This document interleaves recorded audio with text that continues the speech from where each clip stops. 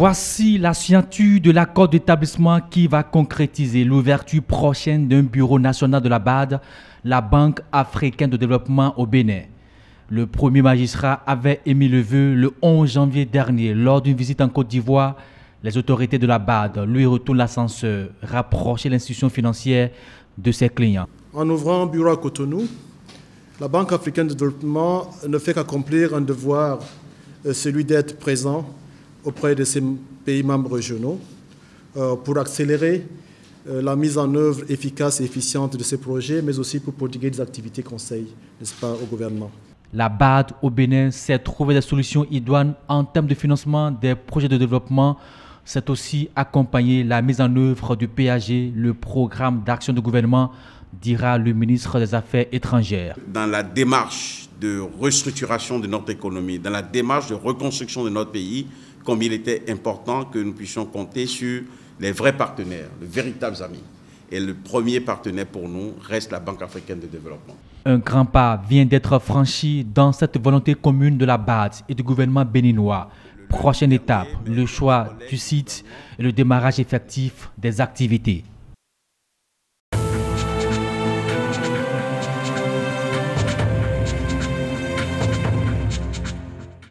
Signature de documents, échange de paraphes, l'organisation non gouvernementale cohésienne Direct Aid et le gouvernement du Bénin sont désormais liés. L'accord signé ce jour cadre avec l'objectif de l'ONG, celui d'aider les populations à participer au développement de leur pays. C'est donc pour avoir l'accompagnement et l'expertise des autorités sectorielles que nous nous sommes réunis ici pour la signature d'un accord entre nos deux parties.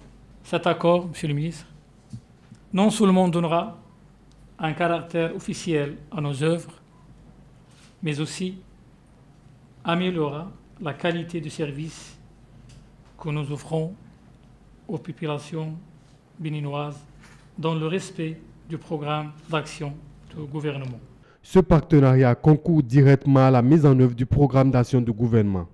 Cet accord que nous signerons aujourd'hui vise à obtenir de Direct Aid Bénin un appui pour l'amélioration de la couverture de cet intrant majeur qui est l'eau potable, mais également contribuer à l'amélioration de l'hygiène et de l'assainissement dans les communes du Bénin.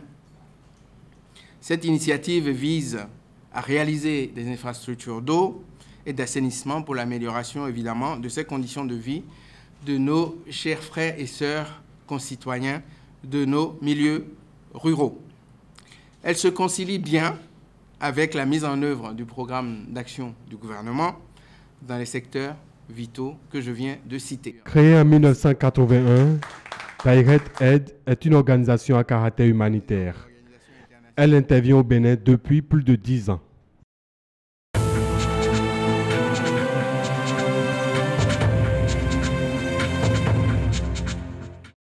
Nous devons nous attendre aux sanctions. Il y a pas... Droit dans les yeux, Rafiatou Morou s'adresse aux responsables des réseaux GSM au Bénin. Les visages se crispent, mais la ministre reste ferme. Donc, moi, je ne suis pas encore satisfaite sur la qualité de service parce que les utilisateurs continuent de se plaindre. Autre plainte relevée, le flou qui entoure les offres proposées par ces GSM. Les plaintes sur les vols de crédit, on va dire. Les opérateurs doivent vraiment nous donner le détail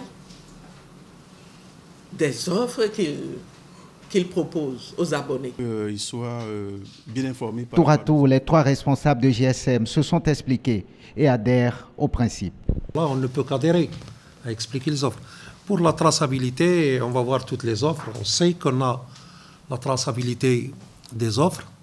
S'il y a des offres qui manquent, on le fera. Et de toute façon, on est toujours pour la transparence et rien que la transparence et encore que de la transparence.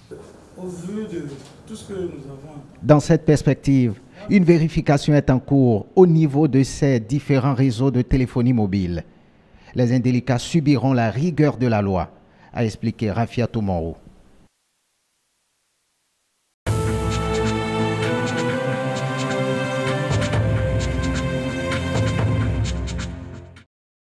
cette disque dure remis officiellement au gouvernement béninois, près de 16 000 photographies aériennes du pays. C'est la deuxième composante du projet d'appui à la préservation et au développement des forêts-galeries et cartographie numérique. Un projet qui a séduit le Programme des Nations Unies pour le développement et l'Union européenne.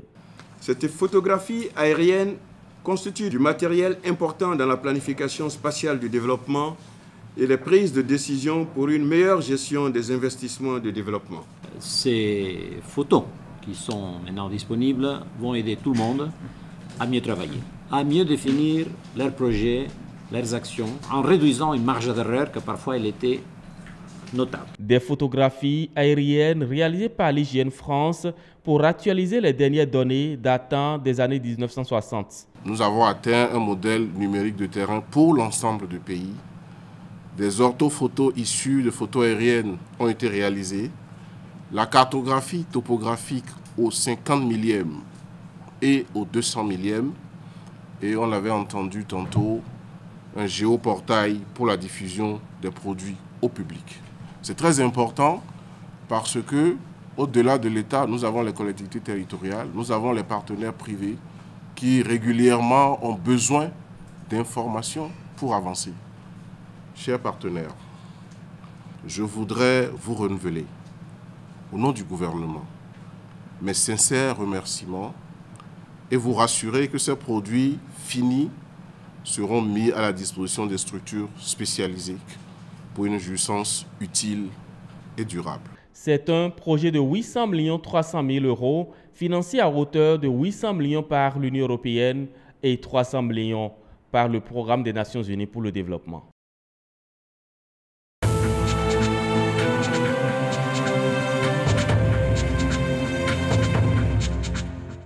Du soutien pour le président de la République, le collectif des jeunes partisans du nouveau départ et le mouvement des jeunes opérateurs portuaires pour le nouveau départ donnent de la voix. Dans l'après-midi de ce mardi, ils ont voulu se rappeler qu'il y a 12 mois que Patrice Talon a accédé à la magistrature suprême. 12 mois de gouvernance.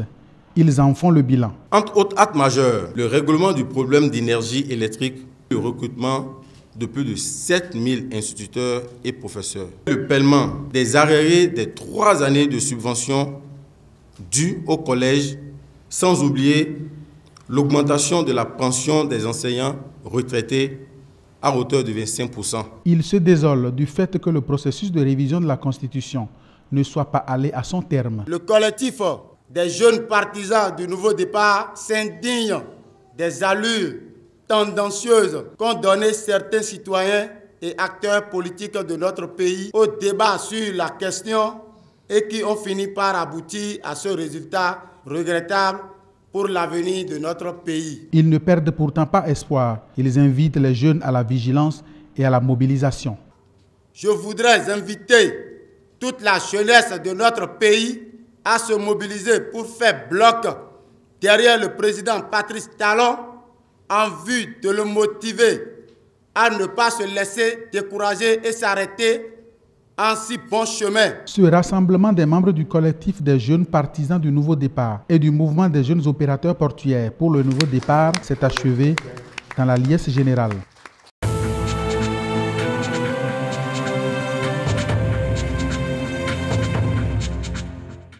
C'est un Béninois comme nous, mais s'il a pitié de nous, pauvres citoyens, s'il a pitié de nous qui achètent ces produits, normalement il ne devrait pas demander 250 milliards. Les 250 milliards vont sortir par où? C'est pas la caisse de l'État qu'on va le faire sortir. Est-ce qu'on a de l'argent dans ce pays-là pour lui payer lui seul 250 milliards? Non, non, pitié, parce que nous ne savons pas combien de temps nous avons sur terre. Vous savez, c'est normal que Adjavan réclame 250 milliards parce qu'il a été libéré sur doute, sous bénéfice de doute. En tant qu'opérateur économique de cette valeur, au lieu de faire appel au Bénin, il a été à l'Ouada pour faire appel. Ça, c'est que je lui donne raison de faire ça là. Je lui donne raison, entièrement raison à Sébastien Adjavan. Ce n'est pas le coup qui m'intéresse moi. Ce n'est pas le coup qui m'intéresse. Je pense que Adjavan, consciemment, il sait qu'il ne peut pas prendre 250 milliards de la caisse de l'autre État. Je suis désolé désolé à partir du moment où, d'entrée de jeu, je vais dire que les hommes politiques n'aiment pas ce pays. Et le gouvernement a été en position de force pour inculper Adjavon en son temps. Pourtant, on l'a gratifié. Et aujourd'hui, on nous parle de 250 milliards. Si ces sociétés sont tombées, ce n'est pas l'argent de l'État béninois, des contribuables béninois qui va prendre pour relever sa société. J'en ai fini. Et l'homme aujourd'hui sait réellement agir pour dire qu'il va porter plainte. Si la justice voit que ce qu'on a fait à l'homme, c'est une pure trahison, il peut prendre les 250 milliards facilement. L'homme voulait soigner son image à travers une attaque envers l'État. Donc sincèrement, il est dans son plein droit. S'il gagne le procès, on doit le payer. Cette affaire de cocaïne, nous avons eu cette même affaire avec l'Indo-Pakistanais. Et l'Indo-Pakistanais a été condamné à 10 ans de prison ferme. Mais pourtant, lui, il a été libéré. Et après sa libération, automatiquement, il s'est rendu à l'église Saint-Michel de Cotonou. Et c'est là où il a prononcé son pardon à la nation béninoise. Mais s'il a vu que bon, la campagne l'ont appauvri, ce n'est pas l'État béninois qui va remplir sa caisse pour qu'il reprenne ses activités. Donc il n'a qu'à aller chercher ailleurs que de réclamer 250 milliards à l'État béninois.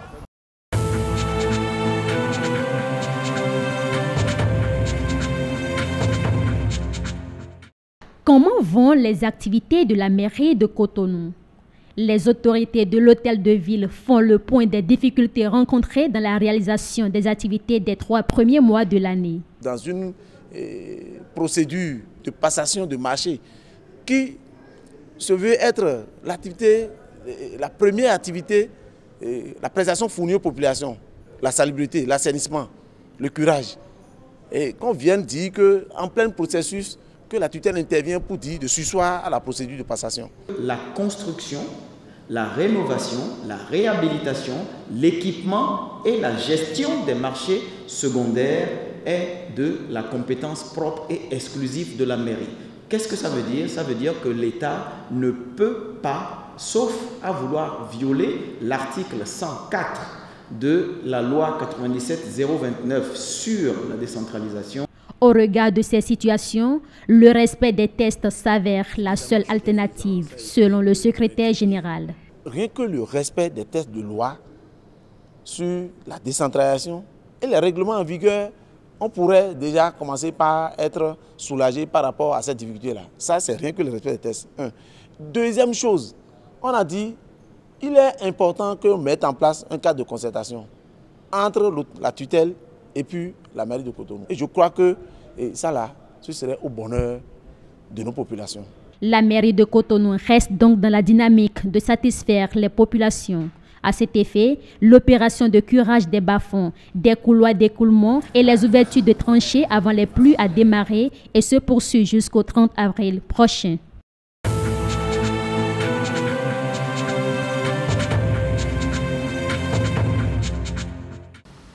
Repositionner dans les structures de la douane tous les cadres laissés sans attribution. Si les 10 cadres sont fautifs, que les sanctions prévues leur soient appliquées en empruntant les voies indiquées par les tests en vigueur.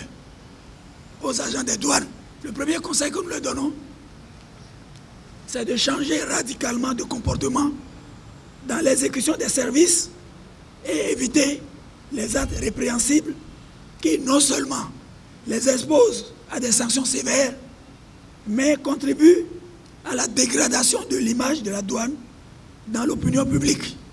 Le Bureau exécutif national de l'Amicale des retraités des douanes béninoises réaffirme son engagement à œuvrer au règlement des problèmes qui s'opposent à la douane béninoise. Il invite tous les retraités des douanes en général et les cadres en particulier à se rapprocher de lui pour participer à la réflexion nécessaire à la recherche des meilleures solutions. Notre slogan à l'Amicale des retraités des douanes, c'est « Ensemble on est fort, unis, nous vaincrons ».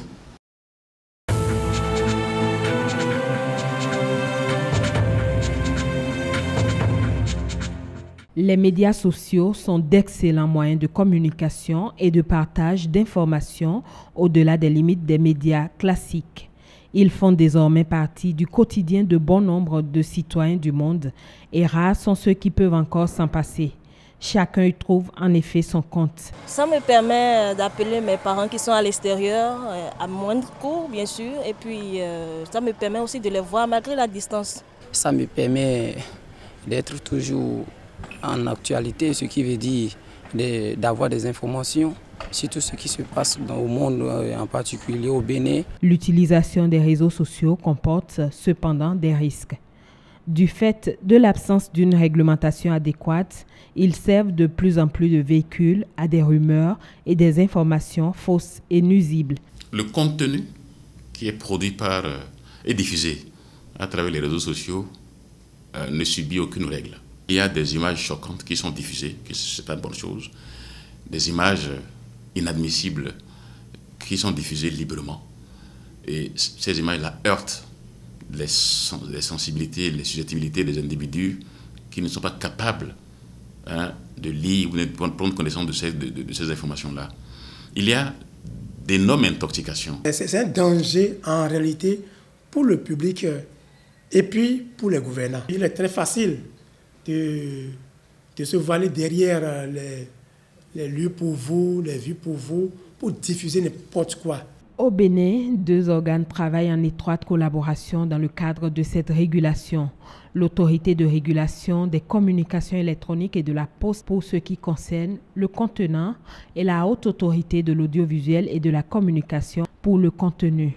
Ceci à travers la loi 2015-07 du 20 mars 2015 portant code de l'information et de la communication. Alors si on prend l'article 12, qui dit clairement ceci: en matière de presse écrite, de communication audiovisuelle ou en ligne et de GSM, la haute autorité de l'audiovisuel et de la communication est habilitée à prendre des décisions, à l'exception des correspondances privées. Les décisions de la haute autorité de l'audiovisuel et de la communication sanctionnant les 10 manquements sont prises en collaboration avec l'autorité de régulation des communications électroniques de la Poste, ARCEP. Il arrive que des citoyens qui se sentent diffamés viennent porter plainte par rapport à ces manquements et puis la HAC se saisit de ces dossiers pour les traiter. Si les dispositions légales et réglementaires existent, leur mise en œuvre nécessite d'énormes moyens. Et les blocages sont de plusieurs ordres. Le 3e alinéa stipule clairement que les modalités de la collaboration entre la HAC et l'ARCEP seront déterminées par décret pris en Conseil des ministres. Ce décret n'est pas encore pris.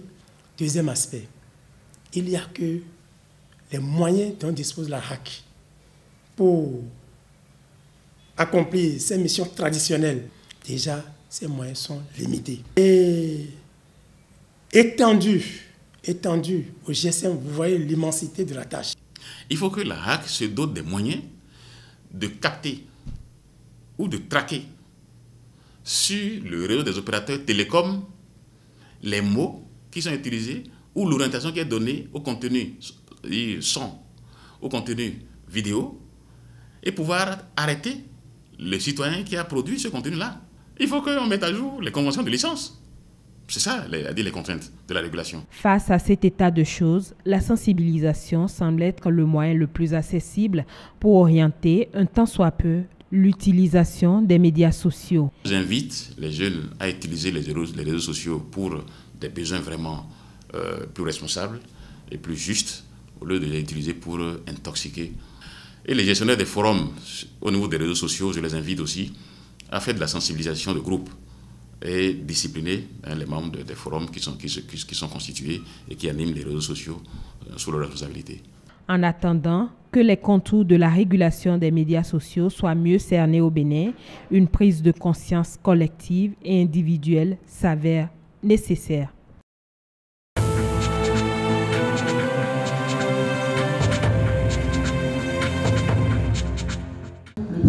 Trois groupes de jeunes, ils proposent des solutions concrètes aux problèmes et contraintes des agriculteurs, éleveurs et pêcheurs.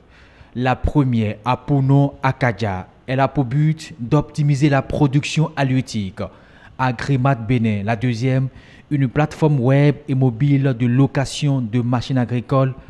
Puis Go, un incubateur connecté qui peut produire près de 2000 poussins.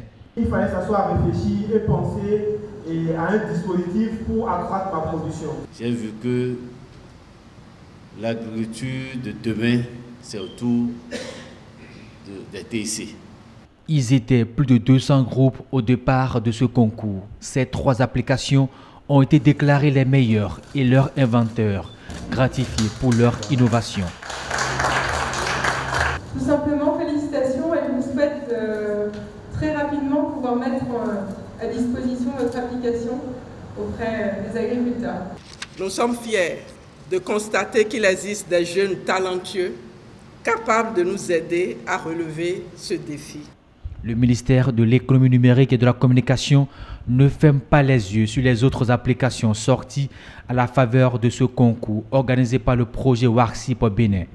Je vous rassure que toutes les applications identifiées lors de ce concours et qui proposent des solutions aux problèmes des agriculteurs seront appuyées par mon département ministériel dans le cadre du projet global e-service. Les jeunes que j'ai vus ici, vous avez de l'avenir.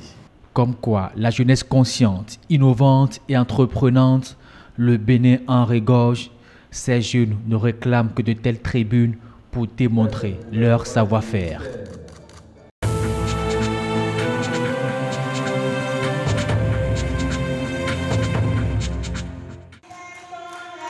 De nos jours, le contexte syndical exige un changement de paradigme. C'est ce qu'a si bien compris la CGTB en initiant dans son plan d'action 2017 le fonds d'auto-renouvellement de microcrédit. Une manière pour accompagner les femmes du secteur informel. Nous partons maintenant sous la forme d'un fonds. Nous avons dit qu'il s'agit d'un fonds auto-renouvelable de microcrédit aux femmes du secteur informel. Et c'est pour ça que nous avons voulu recourir à l'un des partenaires les plus expérimentés également avec le monde syndical et que leur accompagnement sera d'un précieux concours pour le succès de ce que nous faisons. L'initiative que vous avez prise est noble parce que les femmes bénéficiaires de ce microcrédit sont les membres de la CGTB et elles ne peuvent pas continuer à être membres si vous ne vous occupez pas de leur situation. Aux côtés des bénéficiaires, il y a la Mutuelle pour le développement à la base, MDB. Elle s'engage à accompagner la CGTB, mais avec une exigence vis-à-vis des femmes. Nous allons vous former sur comment tenir une bonne comptabilité, sur comment gérer vos ressources, sur comment épargner et sur comment planifier vos remboursements. À votre tour, nous vous demandons d'être fidèle. Votre confédération, la CGTB, a vu la misère, votre misère. Mais aujourd'hui, c'est le temps, le moment de vous soutenir. Il faut que vous-même, on se prenne au sérieux, les femmes, pour développer nos activités. Nous portons le monde sur la tête, nous autres femmes. Donc, il faut nous aider, il faut aider la confédération à vous aider. L'État ne peut tout faire. À travers cette initiative, la CGTB est venue combler un vide constaté sur le terrain.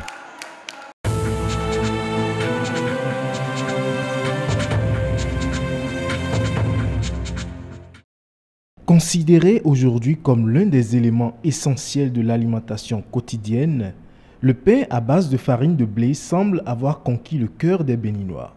Mais le coût de l'importation de cette matière première pèse sur l'économie nationale. Aujourd'hui, nous sommes confrontés à une situation réelle. Le pain, c'est un produit de grande consommation dans notre pays. Mais le pain là est produit avec du blé. Le blé n'est pas cultivé au Bénin. Donc, du point de vue économique, ce n'est pas une bonne chose. Et pourtant, le Bénin est un important producteur agricole de céréales telles que le manioc, le maïs, le mil ou le sorgho. Pour alléger le poids des importations de blé, l'introduction des céréales locales est donc apparue comme une alternative sérieuse dans la fabrication du pain. Tout le monde est d'accord, est tombé d'accord, qu'on soit importateur, industriel ou autre, qu'on peut bel et bien introduire la farine locale dans la farine de blé. Nous sommes au siège de l'Association nationale des propriétaires de boulangerie et pâtisserie du Bénin, ANAPEB. Ici, à la boulangerie Tinsi, c'est un matériel de dernière génération qui est utilisé. Avec l'introduction des céréales locales, ce sera désormais du pain composé. L'Association nationale des propriétaires exploitants de boulangerie du Bénin adhère à 100% à cette initiative et à cette thématique. Donc très clairement, nous adhérons. Pour mémoire, je tiens à rappeler que l'ancien bureau de l'ANAPEB avait diligenté très rapidement une formation avec l'ADEX à l'endroit de certains membres de l'ANAPEB, notamment à peu près une cinquantaine. Cette formation concernait en fait la nécessité, les techniques d'appropriation de la panification avec la farine de manioc. Pourquoi cette réforme engagée depuis des années a du mal à s'implémenter au Bénin? Ça n'a pas pris peut-être pour plusieurs raisons. C'est une question d'habitude alimentaire. Les premiers éléments que nous avons observés, mais qui va incorporer la farine locale à la farine de blé? Qui? 1. 2. La farine locale, là, il faut l'avoir. Il faut la rendre disponible. Nous disons aussi qu'au-delà, il faut que nous puissions poser certaines questions. Il s'agit de dire qui sont les acteurs. Une question aussi basique, qui sont les acteurs? Comment ces acteurs sont classifiés dans la configuration du marché aujourd'hui? Qui sont les artisans? Qui sont les industriels? Est-ce qu'aujourd'hui, nous sommes dans un système de fixation de prix par le pouvoir central, ou est-ce qu'il faut l'améliorer, ou est-ce que nous allons simplement vers un système de libéralisation des prix? Le décret qui existe aujourd'hui sera repris. On va toujours faire un décret. Il sera repris de fond en comble. On va prendre des mesures pour cadrer la production du pain dans notre pays. Et toute personne, tout acteur qui ne serait pas dans ce cadre sera exposé à des pénalités. Aussi, des questionnements persistent au niveau de la chaîne des valeurs. Il faut déjà avoir le manioc approprié. Et pour avoir le manioc approprié en quantité, il faut avoir les intrants appropriés en quantité. Il faut avoir les chercheurs qu'il faut pour travailler sur la matière. Il faut avoir le transformateur du manioc pour l'avoir en farine panifiable. L'incorporation se fera de plusieurs manières.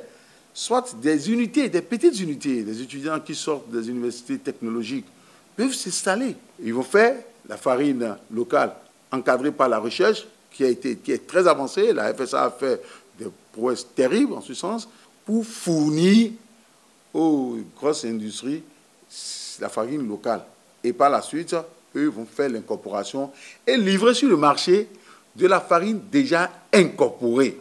Imaginez-vous que si nous avons par exemple un seul moulin au Bénin, ou si nous avons 2 moulins, et qui doivent faire le mélange, et ils sont les seuls à le faire, ça veut dire que nous devenons corvéables à merci. Parce que le jour où ces moulins n'auront pas de la farine de blé de qualité, ben, nous allons acheter une farine de blé qui ne correspond pas à notre niveau d'exigence. Puisque nous militons pour l'intérêt général. L'intérêt général nous oblige à ce que les acteurs puissent avoir le choix de leurs décisions. Le challenge est grand, mais les différents acteurs du secteur s'accordent déjà sur les fondamentaux afin de faire du pain composé Made in Bénin un label pour la sécurité alimentaire.